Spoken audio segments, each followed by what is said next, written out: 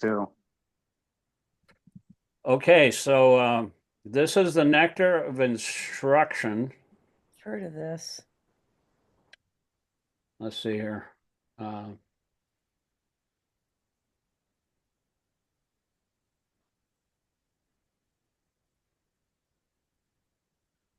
I just lost my. There it is. Okay, can you guys see that? Yep. Is that big enough for you? Am I? Um, yeah, actually, are you able to enlarge it? I Just a can little, enlarge it a little bit. just a little bit.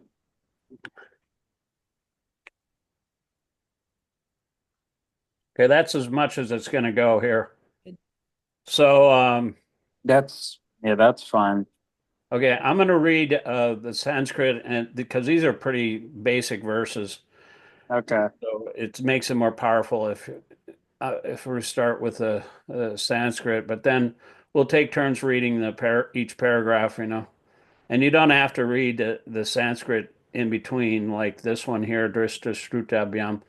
You don't have to read that, but actually, I'm not going to read the Sanskrit. I'm Okay. just going to read the translation, and then we'll take turns reading each paragraph. Okay, this is Nectar of Instruction, verse 1. This is written by Srila Rupa Goswami. Rupa Goswami is the leader of all the Vaishnavas. In other words, he's considered. We're all considered to be like followers of Rupa Goswami. We're known as Rupa Nugas. Nuga means follower of Rupa Goswami. Rupa Nuga. So he's like the primary recipient of Lord Chaitanya's mercy, and he wrote all these books for our instruction. And this is one of the basic books that he wrote, the Nectar of Instruction. He wrote the Nectar of Instruction and the Nectar of Devotion. And he wrote a lot of other books too, but these are the ones that Prabhupada says, like if anybody's like starting out with Krishna consciousness, they have a Bhakti Shastri course in ISKCON, which is dealing with these basic. See if I can take this over here a little bit. Um, with these basic instructions, beginning instructions, and then we just go through it one by one. Okay, I'm just going to read the translation, and Hemang, you can read the purport, okay? Yep. All right, translation. A sober person who can tolerate the urge to speak, the mind's demands, the actions of anger, and the urges of the tongue, belly, and genitals is qualified to make disciples all over the world. Go ahead. All right. In Srimad Bhagavatam, was a Canto 1, Chapter 1, verses 9 through 10. Pariksit Maharaja placed a number of intelligent questions before Sukadeva Goswami. One of these questions was, why do people undergo atonement if they cannot control their senses? For instance, a thief may know perfectly well that he may be arrested for stealing, and he may actually even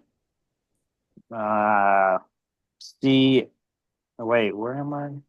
Uh, He may actually even see a thief. Oh, thief. Oh, yeah, thief arrested by the police, yet he continues to steal. Experience is gathered by hearing and seeing. One who is less intelligent gathers experience by seeing, and one who is more intelligent gathers experience by hearing. When an intelligent person hears from the law books and shastras or scriptures that stealing is not good, and hears that a thief is punished when arrested. He refrains from theft. Uh,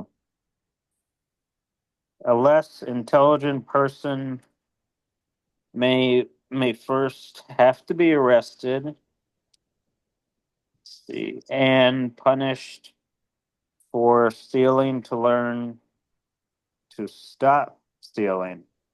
However, a rascal, a foolish man, may have the experience of both hearing and seeing, and may even be punished, but he still continues to steal. Even if such a person atones and is punished by the government, he will again commit theft as soon as he comes out of jail. If punishment in jail is considered atonement, what is the benefit of such atonement? Thus, Parikshit Maharaja inquired. Yeah, that's a very intelligent question. Okay, Very interesting. Ziva, you can read the next paragraph. He compared atonement to an elephant's bathing. The elephant may take a very nice bath in the river, but as soon as it comes to the bank, it throws dirt all over its body. What then is the value of its bathing? Similarly, many spiritual practitioners chant the Hare Krishna Maha Mantra and at the same time commit many forbidden things, thinking that their chanting will counteract their offenses. Of the 10 types of offenses one can commit while chanting the holy name of the Lord, this offense is called Namo Balad Yasya Hai Papa Budhi, committing sinful activities on the strength of chanting the Hare Krishna Mahamatra. Similarly, certain Christians go to church to confess their sins, thinking that confessing their sins before a priest and performing some penance will relieve them from the results of their weekly sins. As soon as Saturday is over and Sunday comes, they again begin their sinful activities, expecting to be forgiven the next Saturday. This kind of Praise- praya yeah. shita or atonement is condemned by Praksit Maharaja, the most intelligent king of his time. Sukadeva Goswami, equally intelligent as befitting, spiritual master of Maharaja Paraskit, answered the king and confirmed that his statement concerning atonement was correct. A sinful activity cannot be counteracted by pious activity. Thus, real prayashita, atonement, is the awakening of our dormant Krishna consciousness. Anybody have any questions about that? See, Um, how is it that atonement, sometimes people think that I'm going to like confess my sins or do some atonement. I'm going to, fast for Lent or something like that. How come that doesn't work? And and mhm. what is the actual atonement? Yeah. Krishna consciousness. Did anybody have any How do idea? you say that? It's the atonement word, prayashita or Prayashita, prayash, the S with a slash above it is, prayash. and Mm-hmm. C Yeah, is pronounced prayashita. chewy. Prayashita. Prayashita, Prayashita. Chita. cheat, as in Prayashita. Oh, as in prayashita. chewy, Mhm. SCH sound. Prayashita. Okay. Okay, so Prayashita. Prayashita. yeah, Okay. Prayashita, and Prikshit is pronounced prick shit. All right, But shit. SHIT. Yeah, S A I was wondering about that part. yeah, Yeah. the S with a dot under it is pronounced sha, but Okay. it's not a swear word. No. Yep. Prikshit is a saint. He became totally Krishna conscious by hearing the Bhagavatam. Mhm. Oh wow. But anyway, and Shukadeva Goswami, he became Krishna conscious by speaking the Bhagavatam. So you get two, if you have a qualified hearer and a qualified speaker, then it's perfect arrangement. And hopefully I'm qualified maybe to speak this, and if you guys are are you know hearing, then you're also qualified. Real atonement involves coming to real knowledge. For this there's a standard process. When one follows a regulated hygienic process, he does not fall sick. The human being is meant to be trained according to certain principles to revive his original knowledge. Such a methodical life is described as tapasya. Tapasya means um, austerity. Hmm. One can be gradually elevated to the standard of real knowledge or Krishna consciousness by practicing austerity and celibacy, brahmacharya.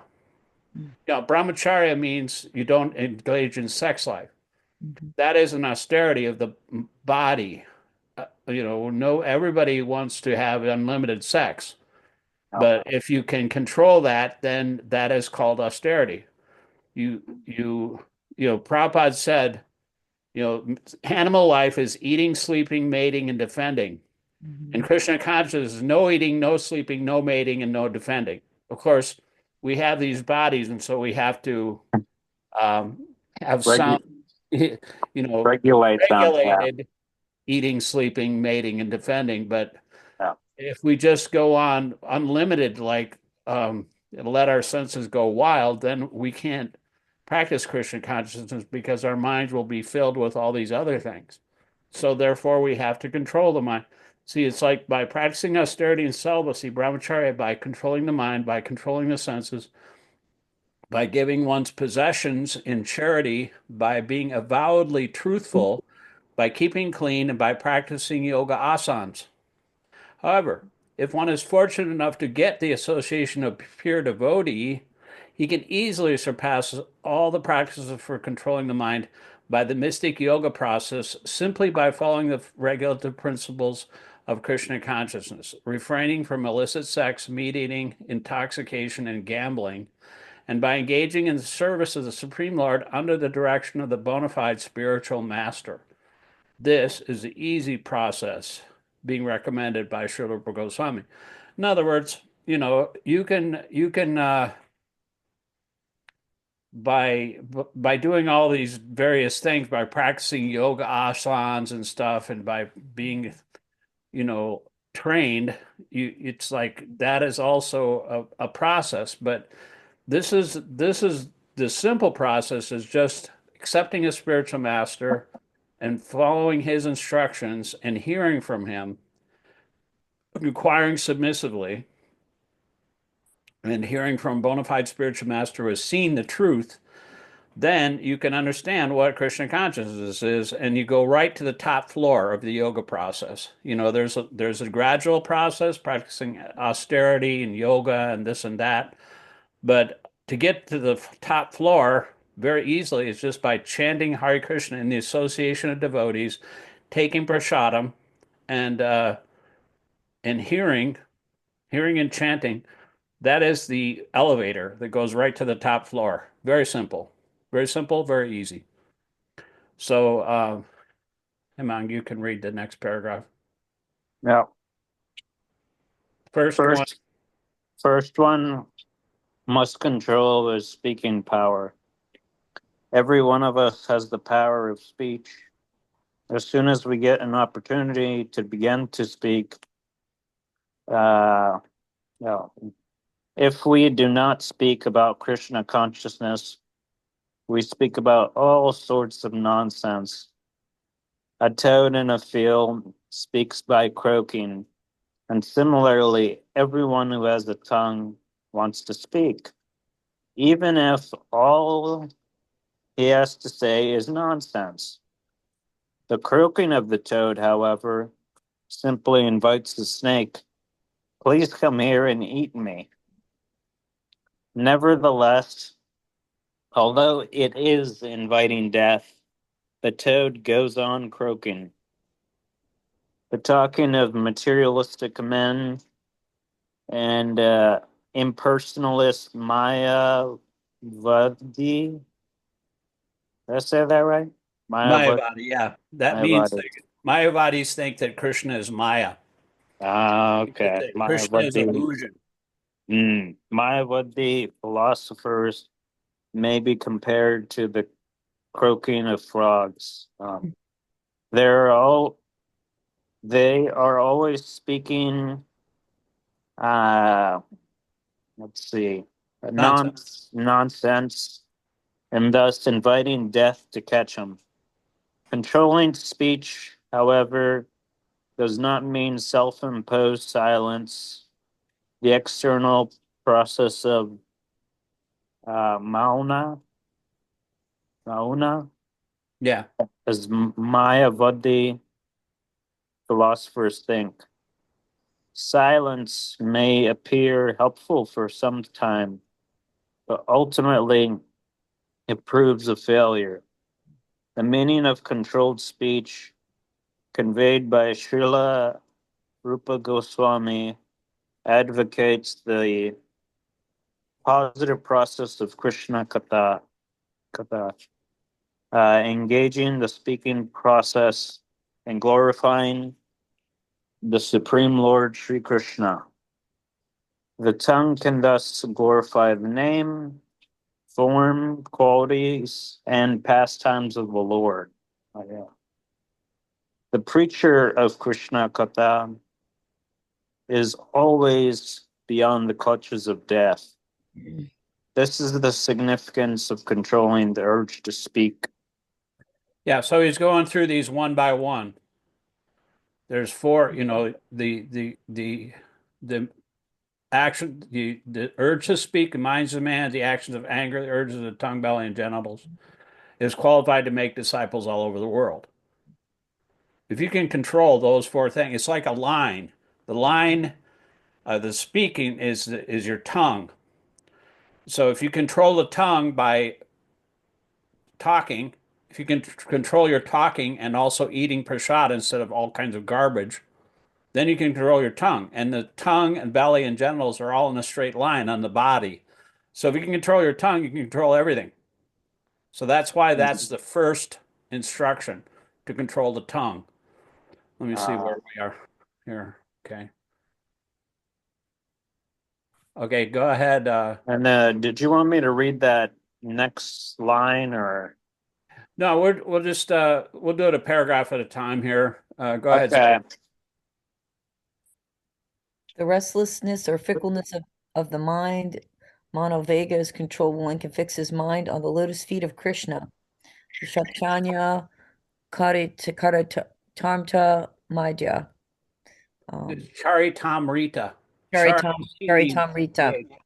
Charitamrita. Chaitanya Charitamrita means Chaitanya means uh, a life force, and Charitamrita means Amrita means a nectar. Okay, go Mhm. ahead. Krishna is just like the sun, and Maya is just like darkness. If the sun is present, there is no question of darkness. Similarly, if Krishna is present in the mind, there is no possibility of the mind's being agitated by Maya's influence. The yogic process of negating all material thoughts will not help.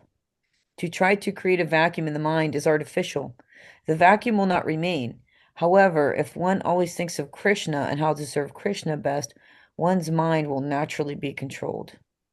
Yeah, I know. Prabhupada, my spiritual master always used to say, some yogis or some Indian like gurus or something, he said, I don't like money. I can't. I think money is evil.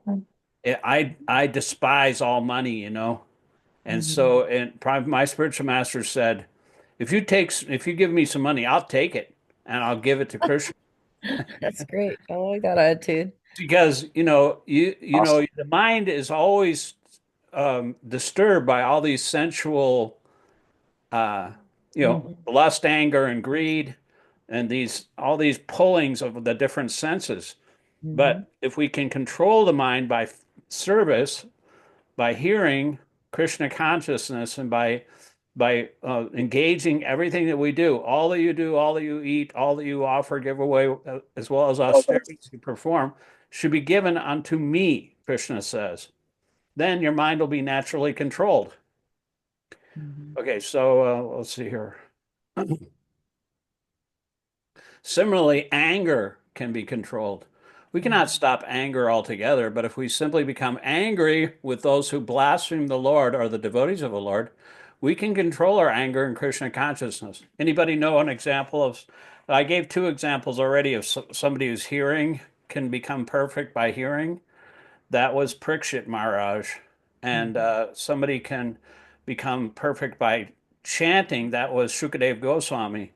Who is an example of being angry, who became perfect in being angry? Hmm. I don't know. Yeah. You know the story of Ram?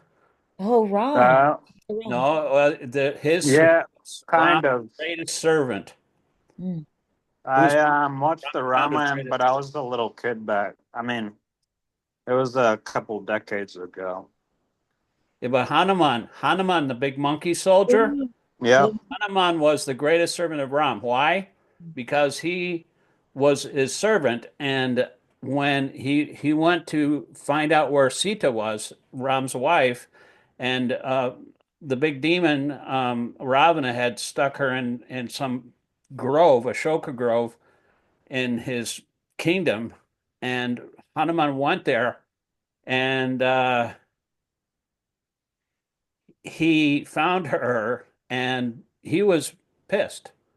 And Mhm. so they set his tail on fire, and he proceeded to go throughout all of Lanka and set all the buildings on fire by his burning tail. Wow. And so that is a proper use of anger Hmm. because, uh, he was naturally angry because, Ramchandra was lamenting because he had stolen his wife, Hmm. Sita, the goddess of fortune. Goddess of fortune belongs to Krishna. She Hmm. doesn't belong to anybody else. Hmm. And so that was actually not even Lakshmi. It wasn't even Sita. It was actually a Maya Sita, Hmm. just a representation of Sita. Hmm. It wasn't, so she was actually pure. And she went to and proved that by going into fire later on in the pastimes. But that's a whole nother story. Maya Sita. Sorry. Uh. Wait. I had. I'm a little confused trying to follow along. You said it's not. Yeah, yeah, that's a whole nother story Okay. because Maya Sita, she was actually when she came back from being, Ram rescued her and killed the demon that kidnapped her, and Ram was like he was the greatest king, and he was like he would go along all of it in the neighborhoods to find out what people were saying and in disguise. And somebody was talking about, somebody was arguing with his wife and saying, "You're just like that Sita who was like with another man." And so he couldn't stand that. And so he decided that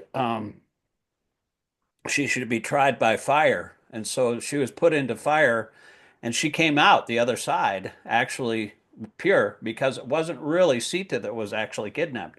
See, in Vedic culture, if a woman becomes kidnapped by some other man, that's actually a method to be married because no other man can touch her after that. But she came out of the fire and was pure, and that's the trial by fire, as they say. I mean, that's originally that was millions of years ago, but that's how they proved uh, Sita proved her chastity. Anyway, Hemang, you can read the next paragraph here. Oh yeah. Hemang. Similarly, anger can be controlled. Yep. Hemang. Hemang. Yep. All right. Similarly, anger can be controlled. We cannot stop anger altogether, but if we simply become angry with those who blaspheme the Lord. Oh wait, did we? We just read that one, Yeah, did I we? know. I'm just wondering. I was talking for a while. I just want you to read the rest of the paragraph. Uh, where did we? Where did you leave off? I left off right after the angry part. Let's see, Just angry. finish the rest of it. So what? Okay, Lord Chaitanya Mahaprabhu became angry with the miscreant brothers Jagai and Madai, who blasphemed and struck Nityananda Prabhu. in his Siksastaka, Lord Chaitanya wrote, Shanata PC Shana Torah PC Shana. okay, I know that because that's my name. ah, Oh, one should be one should be humbler than the grass and more tolerant than the tree. One may then ask why the Lord exhibited his anger. The point is that one should notice the point is that um I lost track. One should be ready to tolerate right there in the middle. No. Oh yeah. One should be ready to tolerate uh all insults to one's own self. But when Krishna or his pure devotee is blasphemed, a genuine devotee becomes angry and acts like fire against the offenders. Krodha, krodha. Anger cannot be stopped, but it can be applied rightly. It was in anger that Hanuman set fire to Lanka. But he is worshipped as the greatest devotee of Lord Ramachandra. This means he utilized his anger in the right way. Arjuna serves as another example. He was not willing to fight, but Krishna incited his anger. Let's see. He was not meaning to fight. You must fight. To fight without anger is not possible. Anger is controlled, however, when utilized in the service of the Lord. So you can use anger in the service of the Lord. I mean, interesting. Arjuna was attached to his relatives, and so he didn't want to fight. So he was acting like a hippie, a peacenik, And so he said, I can't fight. I don't want to kill my grandpa. And Krishna wanted this battle. And so he said, you fight. Mm, You just fight because I told you to, because I want you to. And he gave him, all kinds of reasons, but then he instructed the yoga process and everything. And then after all these instructions, the different processes of religion that are in the Bhagavad Gita, Krishna said, just forget everything I told you, just surrender. That's the bottom line of the Bhagavad Gita. You just surrender to me and and fight because I want you to fight. Serve me by your anger and your fighting. You're a warrior. He was naturally he had to do his duty.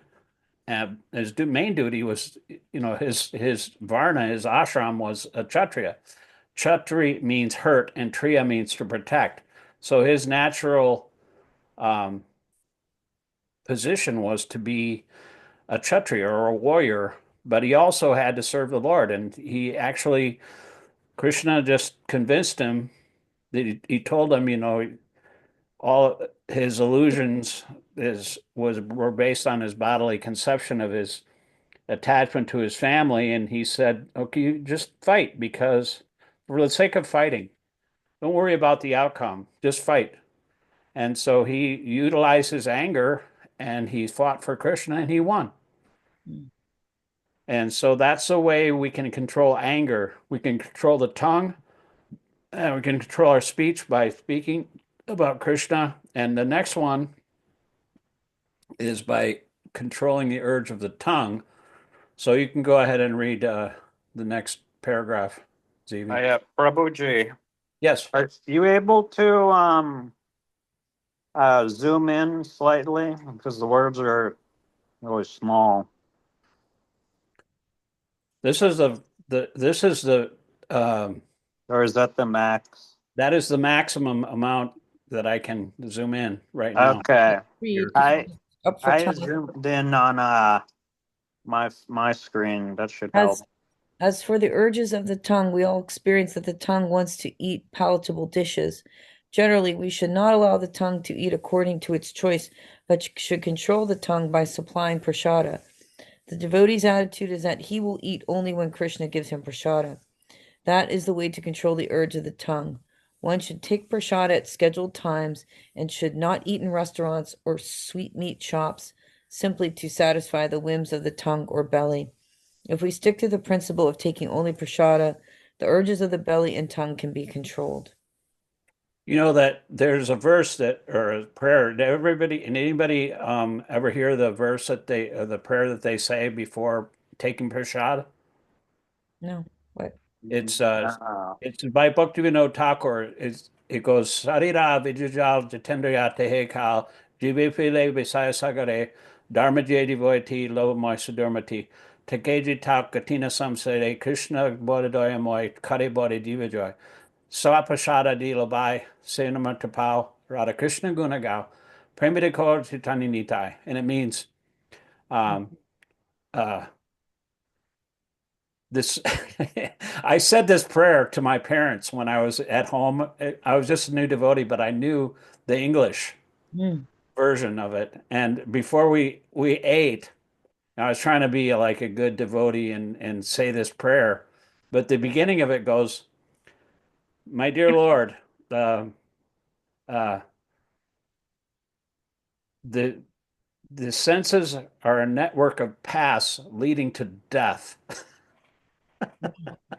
And my mother said, "Okay, that's enough, Scott." That's really funny. But the senses or networks, it's very difficult to control the tongue in this world. But the tongue is most voracious and uncontrollable. So, but you, my dear Lord, have given us this nice prasad. I mean, what's better prasad? Nobody should eat anything else but prasad. It's so delicious. Yeah. So why eat anything else? Why Yes. would, like when the devotees take prasad, they're fully satisfied. Mm, So then you can control the tongue. And so that's the way to control the tongue. So we got into the speech, we've gotten to the we're gonna have to quit here pretty soon. But let me just read another uh, one more paragraph because it's about 45 minutes. And I promised you, Hemang, that we would uh, quit after 45 minutes. So, in a similar manner, urges of the genitals, the sex impulse, can be controlled when not used unnecessarily. The genitals should be used to beget a Krishna conscious child, otherwise, they should not be used. Krishna conscious movement encourages marriage not for the satisfaction of the genitals, but for begetting a Krishna conscious children. As soon as the children are a little grown up, they are sent to our Gurukul school where they are trained to become fully Krishna conscious devotees. Many Krishna conscious children are required, and one who is capable of bringing forth Krishna conscious offspring is allowed to utilize his genitals. Now, Prabhupada's spiritual master, his name is Bhakti Siddhanta. mhm, He was a brahmachari his whole life. mm, He never had sex. well, And he said, he said personally, he said, if I could make a Krishna conscious child, I would have sex hundreds of times. But he didn't feel himself qualified. So therefore, he was a lifelong brahmachari. It was called a Naishtika brahmachari. And he was so strict, he would offer everything, even when he was a little kid, his father, he ate a mango without offering it.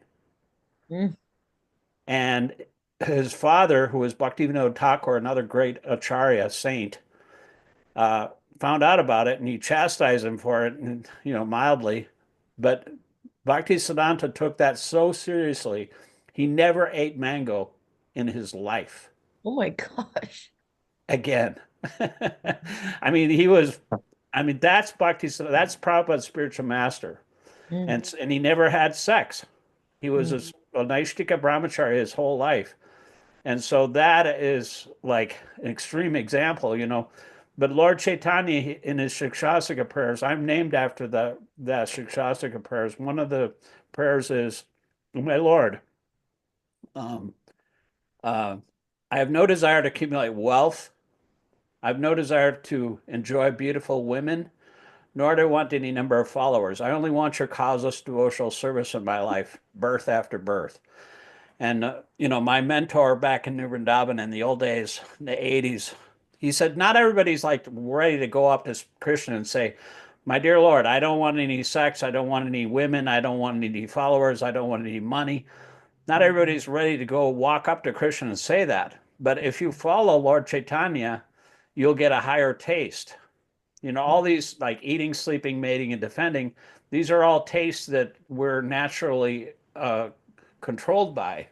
But if we control our eating, sleeping, and speaking through these processes by eating prasad, by speaking only about Krishna, by if you are qualified, you can use sex life to produce nice children for Krishna's service. But it says you shouldn't become a father or a mother or a king or a demigod or a spiritual master unless you can deliver your dependents from the cycle of birth and death. So I never had children. I got started late. You know, I'm like a late bloomer. I lied about my age to my wife. I just wanted to date when I came to Pittsburgh 20 years ago. But I was not qualified, and so I made the decision I wasn't going to have kids, which is good because I was still pretty messed up when I got married. So you have to be Krishna conscious if you want it to produce children because it's very big responsibility. Mhm. So that is a way to control these three aspects of uh, the different urges of speech, the urges of the mind, belly, and genitals. So this is Krishna Consciousness 101. And so we'll pick up next time. And I want to thank you for joining us, Thanks. joining, Hare and Krishna. Thank I appreciate you, it. Have a Prabhuji. wonderful rest of your evening. Yeah, good Yes. stuff. Thanks, Chick. Hare Hare Krishna. Krishna. Hare Krishna, Rana Mata